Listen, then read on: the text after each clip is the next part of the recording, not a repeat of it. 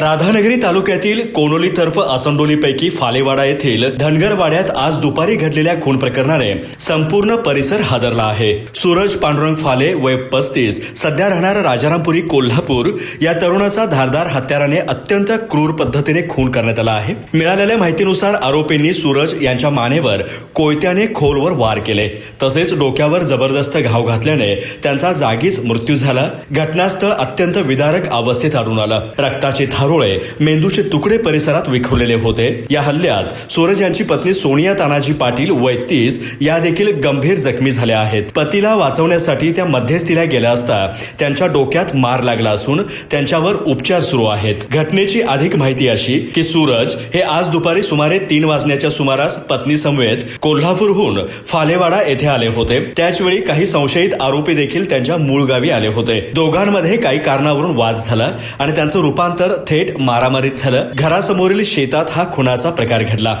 या प्रकरणातील संशयित आरोपी धोंडीराम बापू फाले, दगडू बापू फाले आणि बाबू ज्ञानू फाले हे स्वतःहून राधानगरी पोलीस ठाण्यात हजर झाले आहेत. मात्र या गुन्ह्यात आणखी किती आरोपी सहभागी होते याबाबत अद्याप स्पष्टता आलेली नाही.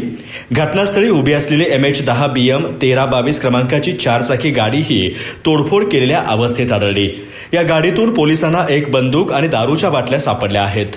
राधानगरी पोलिसांनी घटनास्थळी धाव घेत पंचनामा केला असून या प्रकरणाचा पुढील तपास सुरू आहे.